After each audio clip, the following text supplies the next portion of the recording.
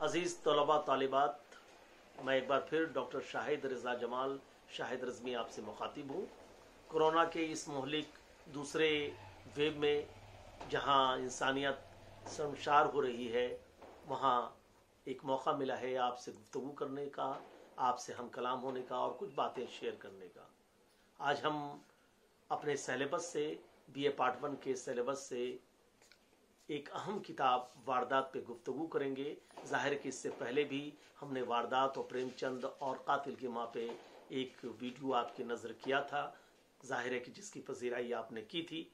आज मैं फिर एक इसी किताब वारदात की एक और अहम कहानी मासूम बच्चा लेकर हाजिर हुआ हूँ और कुछ गुफ्तगू प्रेमचंद के बारे में और उनकी अफसाना निगारी के बारे में और आखिर में मासूम बच्चा का इजमाली जायज़ा लेने की कोशिश करूँगा, उसका इख्तिसार का खुलासा पेश करूँगा और साथ ही साथ उस पर तनक़ीदी नज़र डालने की भी मैं सही करूँगा। जैसा कि आप जानते हैं कि प्रेमचंद का असल नाम धनपत राय मुंशी प्रेमचंद था। इनकी पैदाइश 31 जुलाई 1880 में लम्ही के बनारस गांव में हुई थी और इनकी वफात 8 अक्टूबर 1936 में हुई। प्रेमचंद के सर ये है कि उन्होंने तरक्की पसंद तहरीक की पहली कॉन्फ्रेंस की सदारत की थी और जाहिर है कि उनके अफसाने में हकीकत पसंदी का अंसुर गालिब है और यही वजह है कि इबादत बरेलवी ये कहने पर मजबूर हैं कि वो प्रेमचंद उर्दू में हकीकत पसंदी के बाबा आदम हैं और उन्हीं से उन्होंने इसकी इब्तदा की है। जाहिर है कि हकीकत पसंदी के पर्दे में उन्होंने इस्लाह मुआशरा और अपने ज़माने की तहरीकात पे भी कलम फरसाई की है। जैसा कि आप जानते हैं कि उन्होंने जद्दोजहद आज़ादी और गांधी जी की नज़रियात और उनकी तहरीकात का बरमला इजहार अपने फिक्शन और अफसाने के ज़रिए किया है। साथ ही साथ उन्होंने बाएं बाजू की जमात की तहरीकात और तरक्की पसंद तहरीकात के नज़रियात की भी हिमायत की है, लेकिन ये खूबी है उनके अंदर कि उन्होंने अपने फ़न के तपीज़ पर्दे में उन सारी बातों को दूसरों तक मुंतकिल करने की कोशिश की है जिसकी हमसरी कोई दूसरा फिक्शन निगार नहीं कर सकता।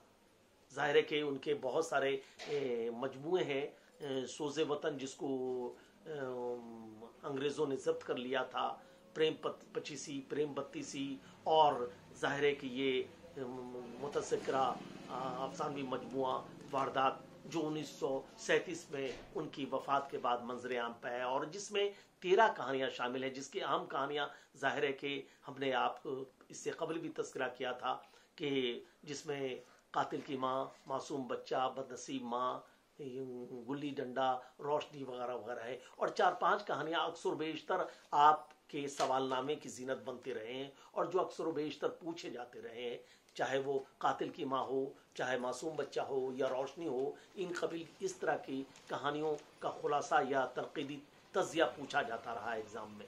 आज मैं एक और कहानी लेकर यहाँ हाजिर हुआ हूँ जिसका उन्वान है मासूम बच्चा और जाहिर है कि मासूम बच्चा एक इस्लाह मुआशरा के लिए लिखा गया अफसाना है, लेकिन इसमें नफ्सियाती ग्रह कुशाई भी करने की कोशिश की है और समाज इस नफ्सियाती कुशाई के ज़रिए समाज पे एक ज़बरदस्त तमाचा मारने की कोशिश की है कि एक अनपढ़ गंवार और जाहिल जो गंगू है वो कैसी सोच रखता है और तमाम दूसरे लोगों की ज़हनियत से कितना बालातर है, इसको पेश करने की कोशिश की है और इसमें प्रेमचंद और फिक्शन निगार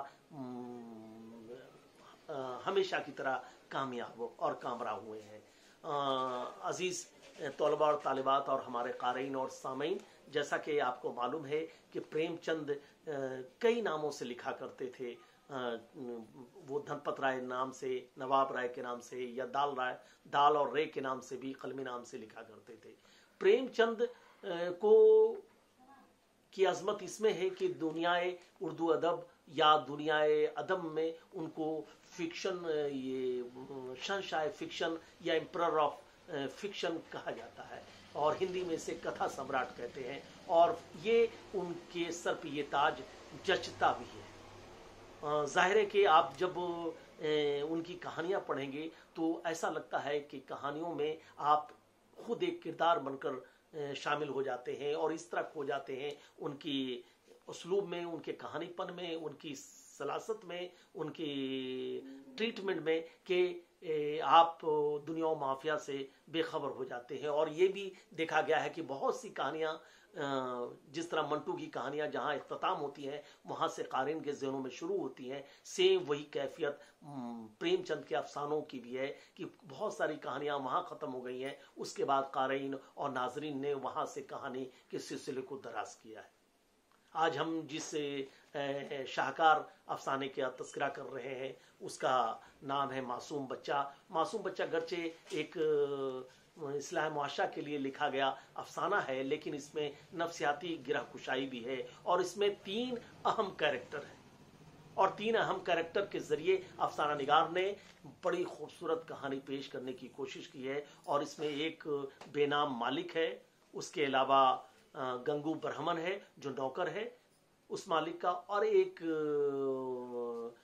گومتی ہے جو بعد میں گنگو کی بیوی ہوتی ہے اور جو ایک بدنام عورت کے طور پہ سماج میں جس کا رتبہ ہے۔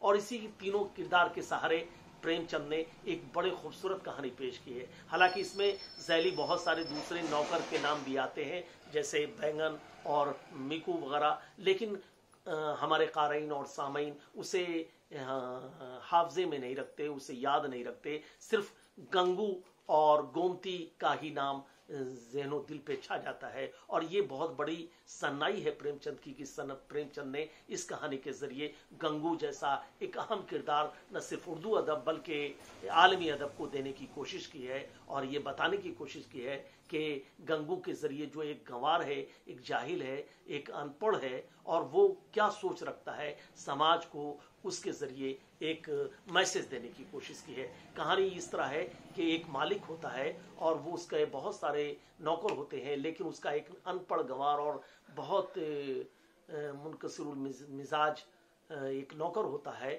اور جس کا نام گنگو ہوتا ہے۔ وہ مالک کو کبھی سلام بھی نہیں کرتا، آگے بڑھ کر اس کا کام بھی نہیں کرتا، نہ اس سے پنکھا جلتا ہے، نہ کچھ اس کی خدمت کرتا ہے، اور اس طرح مالک سمجھتا ہے کہ وہ بہت برہمن ہونے کے ناطے اس کے اندر زوم ہے، اور وہ اپنے ذات کی وجہ سے برتری کی کیفیت رکھتا ہے اپنے ذہنوں میں، اور وہ اس طرح نظر انداز بھی کرتا ہے۔ لیکن ایک دن جب وہ سیر کو جانے لگ رہا ہے تو اس وقت وہ آ کے کھڑا ہو جاتا ہے، اور وہ سمجھتا ہے، مالک سمجھتا ہے کہ وہ پیشگی تنخواہ مانگنے کے لیے آیا ہے، ایڈوانس لینے کے لیے آیا ہے، اور وہ اسے نظر انداز کرنا چاہتا ہے، لیکن پھر وہ سامنے کھڑا ہو جاتا ہے۔ تب وہ جھلا کر پوچھتا ہے کہ کیا بات ہے، تم کیوں کھڑے ہوئے ہو، کیا تنخواہ چاہیے؟ تو بولتا ہے کہ نہیں حضور، ہم نے تو کبھی آپ سے پیشگی تنخواہ نہیں چاہیے اور نہ چاہیں گے، میں یہ نہیں چاہتا۔ تو بولا کہ جلدی بتاؤ، ہمارا وقت خراب نہیں کرو، کیا بات ہے؟ مالک اس سے استفسار کرتا ہے۔ تب وہ بار بار پوچھنے پہ یہ بتاتا ہے کہ حضور اب ہم آپ کی سیوا نہیں کر سکیں گے، خدمت نہیں کر سکیں گے۔ تب مالک کا نشہ حرن ہوتا ہے اور تب پوچھتا ہے کہ تم خدمت نہیں کرنا چاہتے ہو، کیا بات ہے؟ وہ ذہنوں میں یہ مالک یہ سوچ رہا تھا کہ وہ تنخواہ مانگے گا، لیکن یہاں تو بات دوسری ہے، یہاں تو وہ خدمت ہی نہیں کرنا چاہتا، یہ نوکری چھوڑنا چاہتا ہے، استعفیٰ دینا چاہتا ہے۔ تب وہ پوچھتا ہے کیا بات ہے؟ تب وہ لجاتے ہوئے، شرماتے ہوئے بہت کہنے پر یہ بتاتا ہے کہ وہ جو گومتی جو بدھوا آشرم سے نکال دی گئی تھی، وہ اس سے ہم شادی کرنا چاہتے ہیں۔ اور تب اس کا یعنی مالک سوچ میں پڑ جاتا ہے، تذبذب میں پڑ جاتا ہے، اور وہ چلاتے ہوئے کیفیت سے کہتا ہے کہ کیا تم پاگل ہو گئے ہو، ایک ایسی عورت سے شادی کرنا چاہتی ہو جس کو جو بدنام ہے، جو وہ سماج میں جن لوگوں نے 2-3 شوہر چھوڑ رکھا ہے جس نے، اور جو بدھوا آشرم سے نکالی گئی ہے، تم جانتے ہو اس کے؟ بولا ہاں حضور ہم جانتے ہیں، اس میں اس کی غلطی نہیں ہے، اگر کہیں محبت نہیں ملے تو عورت کسی بھی چھوڑ سکتی ہے۔ یہ کہانی یہاں مالک کو گنگو اپنے جواب دیتا ہے، اور وہ پھر استعفیٰ دینے پہ مجبور ہو جاتا ہے اور کہتا ہے کہ جیسا تم، وہ بہت سمجھاتا ہے مالک، لیکن وہ لاچار ہو کر اسے جانے دیتا ہے۔